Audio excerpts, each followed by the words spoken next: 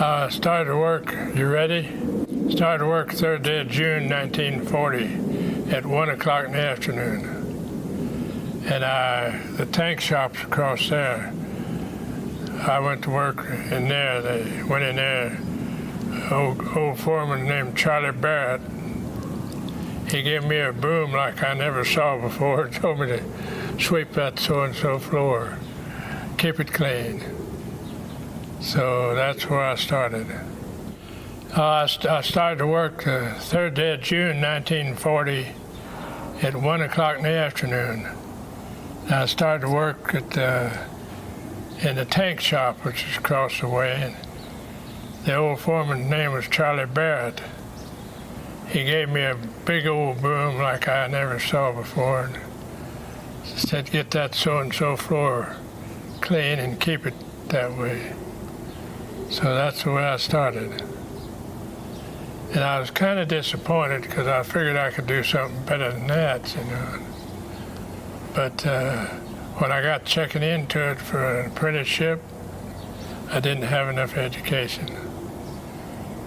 Come out of the hills back there on the ranch, didn't get to go to school. So it's kind of a long story how I got an apprenticeship. The dinero, the money, 37.5 cents an hour. Can you believe that? Jobs were very difficult to obtain in those days. But they paid right on the 1st and the 15th. But I worked as a sweeper for a long time. Then I got to be a helper. That is some better. And when I was a helper, worked on timing the engines with an old guy named Pat Truswell. He was crippled and I had to do most of the work, but I didn't mind that. He was a real nice guy. I worked for Tim Gillespie. He was foreman on the erecting floor. He was a nice guy to work for. Well, I just came out of the hills, you know, and that's where I'd been all my life. I just couldn't believe what I saw, just impossible. Didn't know what in the world I got into. About half scared, ready to run, you know. It was quite a shock. So big, everything. Everything is big and never saw it before, you know. And guys working around just all at ease, you know. I couldn't get my nerve calmed down. First time I was in here, it was more of a shock than when I went in the tank shop. Over there, all they had was tenders, the tender cars, you know, right behind the engine. And sometimes I'd have to go down into the water tank, or they had a water tank, and either oil or coal. So if they had oil tanks there, had to go in there and clean them, come out there, couldn't tell I was a white man. And go down to the water compartment. There's braces all in there, and I had to climb, and you get claustrophobia. And it's just horrible. But she was hungry, and I had to work, so. Well, I was real glad he had a job because I was real glad to be able to go and buy $8 worth of groceries every 2 weeks. So I was real proud of him, and we was used to doing without a lot of things. I hope you young people never have to see that time again. Well, we had to have credit out in town, you know. If you had on a railroad cap and overalls, you get credit any place. They'd give you credit. And the first old car we bought was out of a wrecking yard. It was $60, and it run pretty good. And we gave $5 down and $5 a month on it. I never saw my house during daylight. come before daylight, before sunup, and work over, just, and hurry, hurry, hurry. I worked quite a bit before the war. Indians come in here and they'd strip them. You made everything right, everything, strip them down, nothing. They'd pull the boiler and the frame off and set it someplace. Go to sandblaster out on the side over there. And they'd take the wheels and they went into the wheel bay, which is the next bay over. On the ranch, I was gone all the time from home, riding out in the pasture, so it wasn't anything new not to be home. But you worked all the time hard. Sometimes you played a little, you know. Well, I don't know, just stay at it. Foreman catch you loafing, it's kind of bad. So you just stayed with it, whatever you had to do. After I got to be a helper, and then especially when I got on an apprenticeship, they'd give you little jobs on the start out, give you a bunch of jobs at night. One night, we'd kind of got all these little papers worked out, you know, done, and we had washers down in the other end down there, throwing washers at the line, you know. Foreman caught us, and he just made him so mad he could have shot us, but he never said a word. Went over and turned all the lights out. Dick Larriman was his name. He was a nice guy. Well, Dick Larriman, he was one with,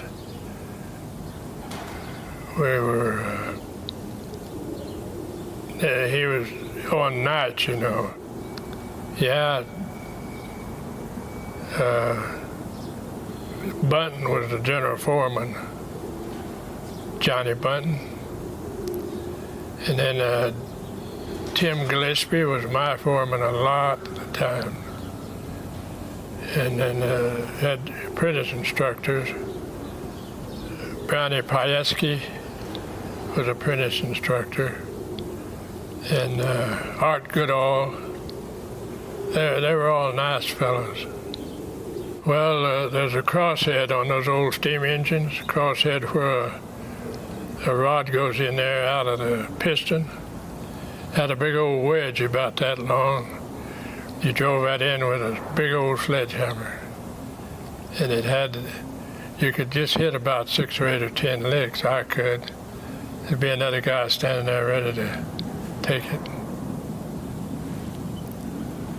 Some guys, one guy, Tommy Spindle, he could hammer it longer than anybody. He wasn't a tall guy, but he was muscular, you know.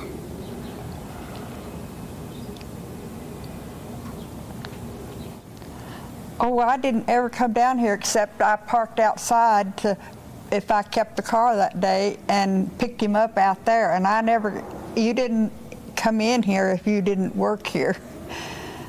And so I never was inside. I never did see inside of this building before. He looked like grease was all over him, and his clothes were very difficult to get clean. And there was a Help Yourself laundry that was across the street over here, and they would let you come, and they had one particular machine that you could wash those clothes in. You didn't use any other machine, but that one machine, they'd let you wash those clothes from the railroad shops in, because most people in this area, their main job was in the railroad shops. I mean, that was the best job in Albuquerque at that time. So it was during the Depression time, and jobs that paid money was difficult to find.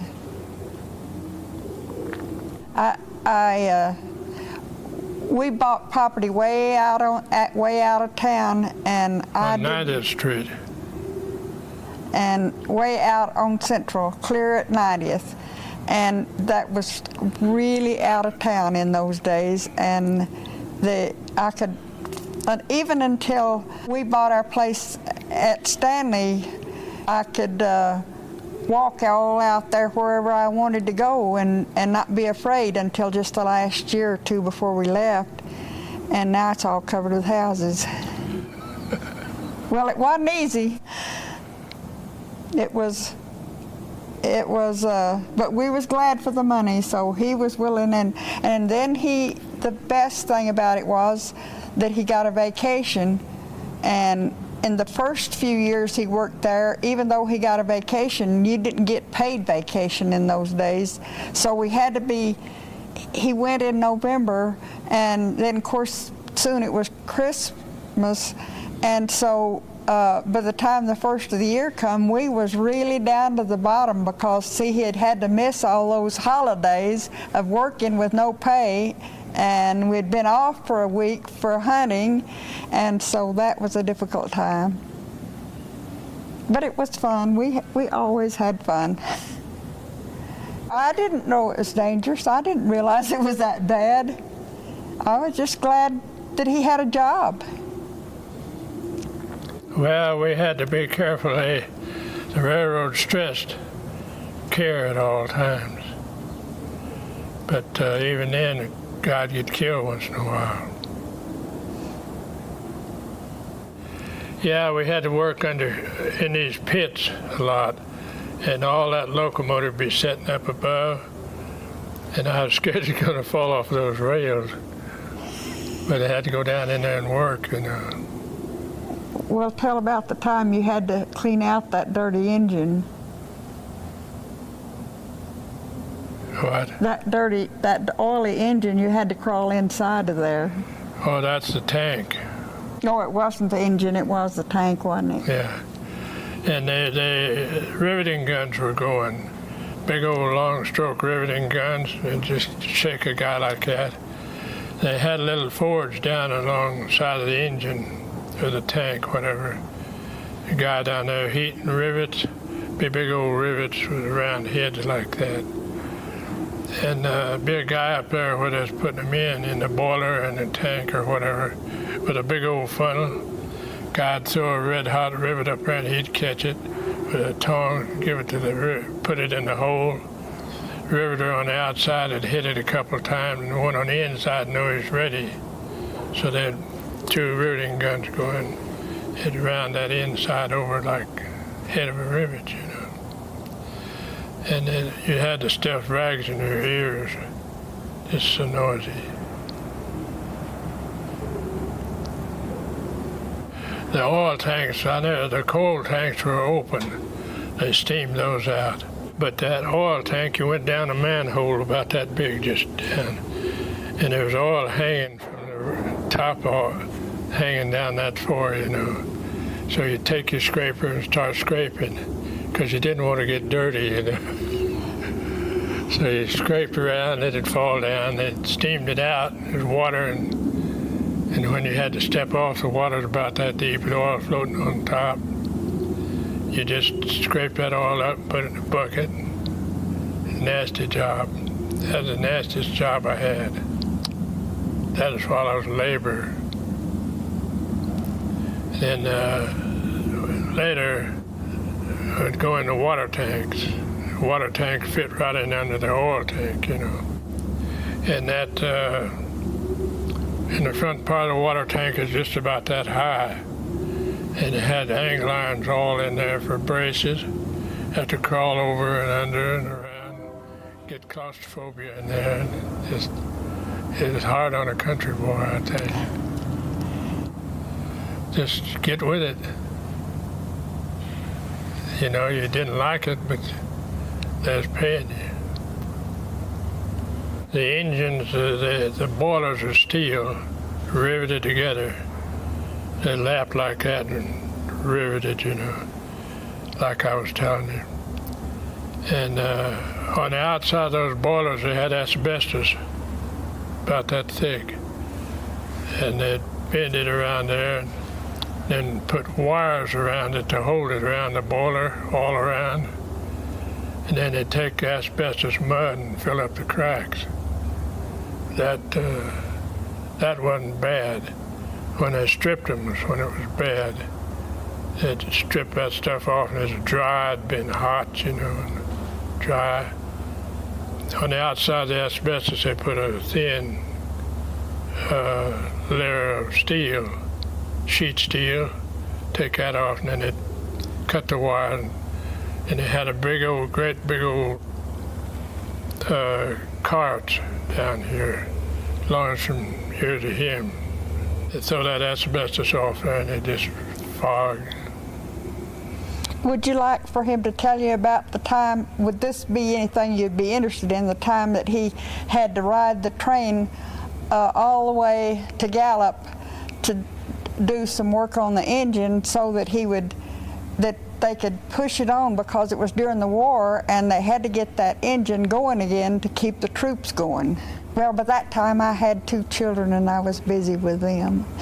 He might tell you about the time that he had to ride the train over to keep that engine running.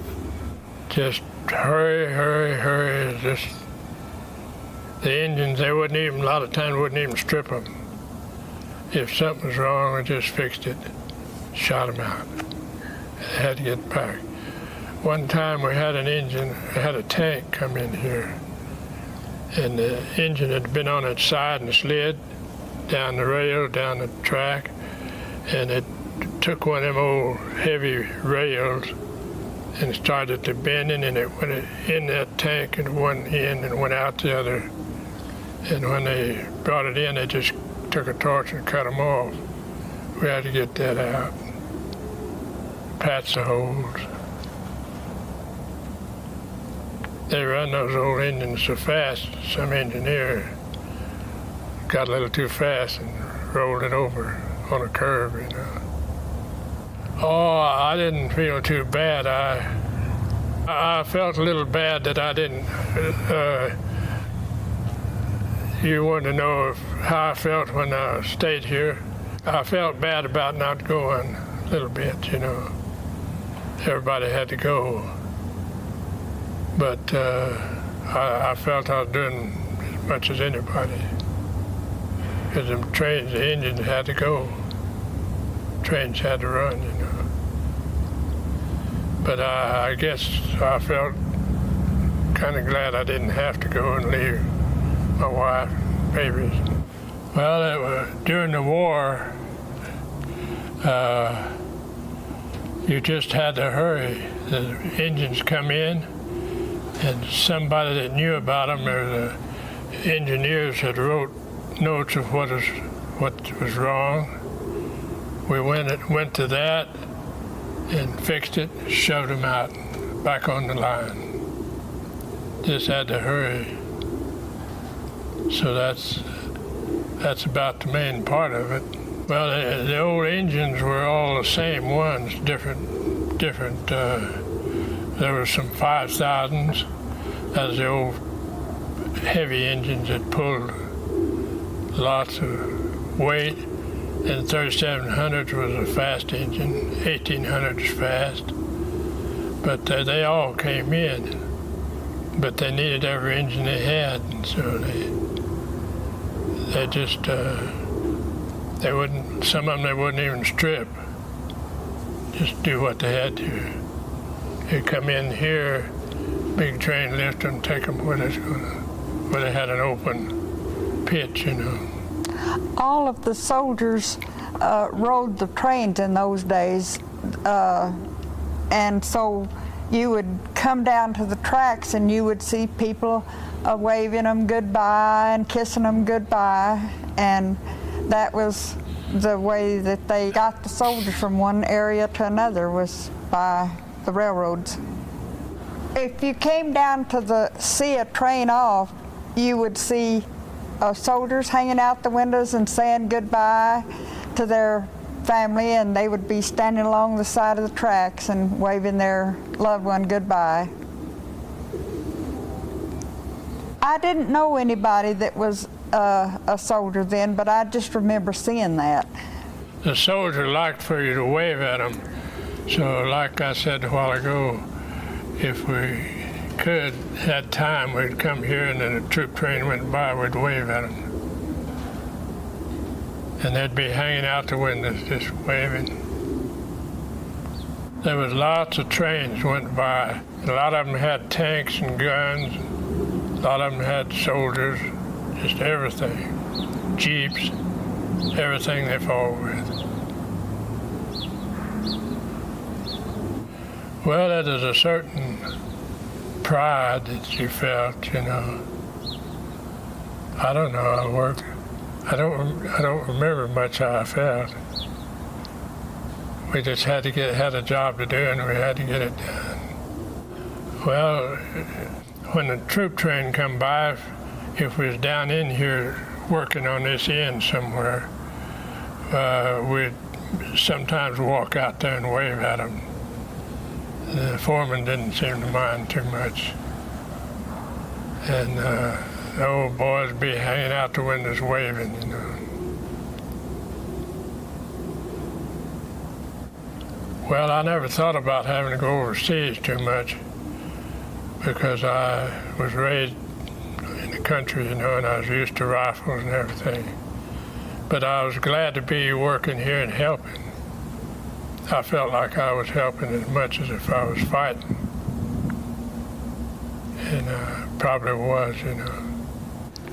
Well, I like to run the lathes and milling machines. And one job I had was making axles for the steam engines, big old axles like that. And a guy'd work on them in the daytime, and I'd work at night. That's after I got to be a machinist, a journeyman. It took us about a week to make one axle.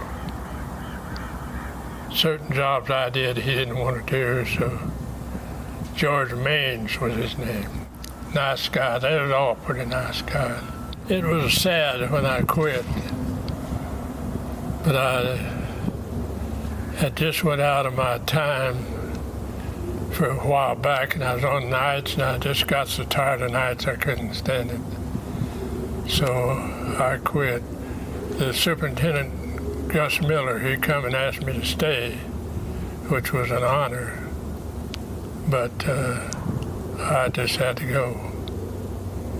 I went to Caterpillar, R.L. Harrison Company. They had a beautiful little machine shop, and I ran that for them.